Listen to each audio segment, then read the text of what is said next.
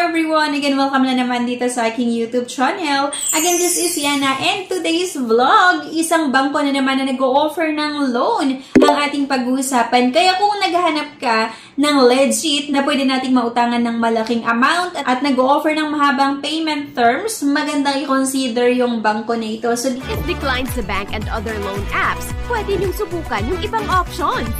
See the links sa description at sa comment section below. Click the link and apply. Disclaimer, try or apply at your own risk. Get up to 7 times your monthly salary, maximum of 2 million pesos. Easy payment up to 36 months. Pero bago ang lahat, kung ngayon lang po kayo nanood sa ating mga videos, mag-subscribe na nga po kayo para makasali sa ating pa-cellphone giveaways na ini-announce ko po every 25th of the month. Bangko na ito ay ang East West Bank or yung personal loan na ino-offer ng East West Bank. So, loan is subject to the bank final evaluation and approval. Baka kasi may mga gustong umutang ng 2 million pero hindi ganun kalaki yung sahod, syempre, i-evaluate pa rin po ng bangko na ito yung mga requirements na i-submit natin, yung ating loan application, at nakadepende pa rin po talaga dito kung magkano yung amount na i-approve, ilang buwan yung loan terms, or ilang taon. Yun nga po, diba, napakalaki yung pwede nating mautang dito, at affordable financing terms option. So, meron nga po itong 12 months, 18 months, 24 hanggang 36 months at competitive interest rate,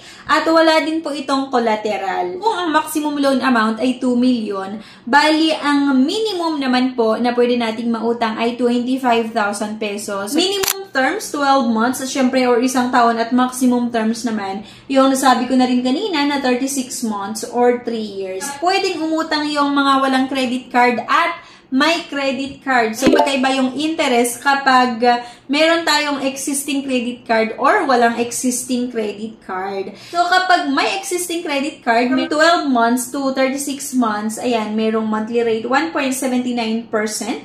And then, merong nakalagay na factor rate, contractual interest rate, at yung effective interest rate.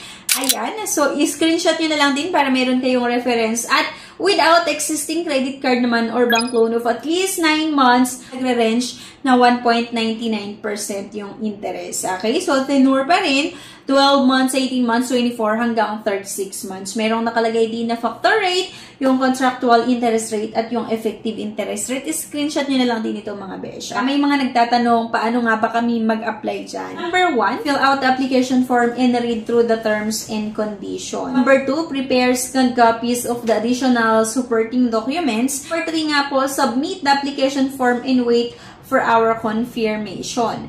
So, ito mga beshes, yung eligibility criteria para makautang nga dito. Be a Filipino citizen or foreign national permanently residing in the Philippines. Be at least 21 years old during application and not more than 65 years old upon loan maturity. Have at least one fixed landline number, either home or business, and a mobile number. The gross basic monthly income must be at least 15,000 or basic annual income must not be less than 180,000 pesos. Hindi rin po ganun kataas yung eligibility criteria pagdating sa sahod. Kaya I'm sure marami yung pwedeng makahiram sa bangko na ito. Ito yung mga documentary requirements. Completely filled out East West online personal loan application. Photocopy of at least one valid government ID. Ito yung mga pwede nating i-submit, yung driver's license, Philippine passport, yung PRC ID, SSS ID, BIR ID, Voters ID, Integrated Bar of the Philippines ID, and Unified SSS or GSIS and TIN ID. Yung company ID issued by private entities or institution registered with or supervised or regulated either by the BSP, SEC, or IC may also be submitted. Para naman sa foreign national, any of the following proof of residence like yung alien certificate of registration, yung immigrant certificate of registration or photocopy of resident with a stamp on passport, at yung proof of income. So, yung proof of income naman, ito yung tinatanggap ha, yung photocopy of latest ITR, BIR Form 2316, yung photocopy of latest 3 months pay slip, certificate of employment stating salary, yung position at yung date employment, at yung valid credit card reference or its latest credit card statement of account. At para naman sa mga self-employed, photocopy of latest ITR BIR Form 1701 and audited financial statement, yung DTI registration certificate, yung business permit, yung valid credit card reference or its latest credit card statement of account, yung other documents may be required for verification such as mayor's permit. Ito yung mga requirements na kailangan nating dalhin sa branch ng East West Bank once na na-aprobahan nga yung loan application natin. Yung original copy of documents submitted to be presented only, 2 valid IDs, 1 to be presented to the East West Personal Loan Releasing Unit as ID verification, 1 to be presented to the lobby guard of the building. Next, yung original signed application form at yung post-dated check. Fully accomplished and signed, kindly ensure that the PDCs that you will issue have no erasures, correction, and alteration. So, sa mga interested na gustong umutang nga dito sa East West Bank Personal Loan, meron nga din pa akong ilalagay na link na makikita niya sa comment section at sa description below. Pwede nyo i-click nga yung link na yon para ma-i-route kayo mismo dito sa website ng East West Bank. Meron kayong makikita dito na apply now. Pwede nyo i-click yung apply now kung interested kayo na umutang dito or baka gusto nyo explore lang, pwede naman para makita nyo kung magkano nga ba yung pwede nating mautang, magkano yung possible na interest rate, kano yung possible na monthly amortization natin. Halimbawa, utang ka ng 100,000 or 200,000 pesos. Meron po kayong makikita na try our loan calculator. So, pwede nyong subukan nyo. I-click lang yon. And then, are you an active credit card holder or bank loan account holder for at least 9 months? Yes lang. At ilalagay mo lang kung magkano yung gusto mong amount or magkano yung gusto mong utangin. So like for example, 100,000 pesos, makikita mo agad-agad kung magkano yung possible na magiging monthly amortization mo. Kapag babayaran natin sa loob ng 12 months, meron itong monthly installment na 10,123.33. Kapag 18 months naman, ang possible na magiging monthly amortization natin ay 7,345.56. Kapag 24 months, 5,956.67 at 36 months, 4,567.78. These are estimated installment and may be subject to change.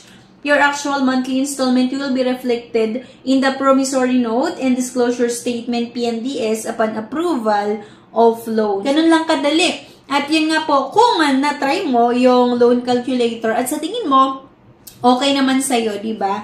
Yung pagdating sa possible na mabayaran mo every month or yung monthly amortization, pwede mong i-click nga yung apply now para umutang dito. Kaling kailangan talaga natin ng pera. Ganun lang kadali umutang dito, hassle-free na rin talaga kasi hindi na kailangan na pumunta sa branch para magpila doon and kukuha ng form, magsasubmit ng requirements. Dito nga po tayo mag-submit ng ating loan application online at mag-antay na lang po tayo ng tawag kung ano na yung next na ating gagawin. And once na-aprobahan yung ating loan application, papupuntahin po kayo ng representative nitong bangko na ito or nitong East West Bank doon sa nearest branch doon sa area mo para doon ka magpirma ng kontrata at syempre doon mo nakukunin yung loan proceeds. Yan lang mga beshies, sana may nakuha na naman tayo na idea sa video na ito and thank you guys at see you on my next vlog. Bye-bye!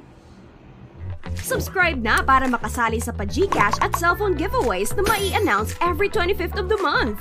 Mechanics! 1. Find the 3 words in this video. 2. I-comment ang 3 words in order. 3. Like this video, subscribe, comment, and share. If declined sa bank and other loan apps, pwede niyong subukan yung ibang options. See the links sa description at sa comment section below. Click the link and apply. Disclaimer: try or apply at your own risk.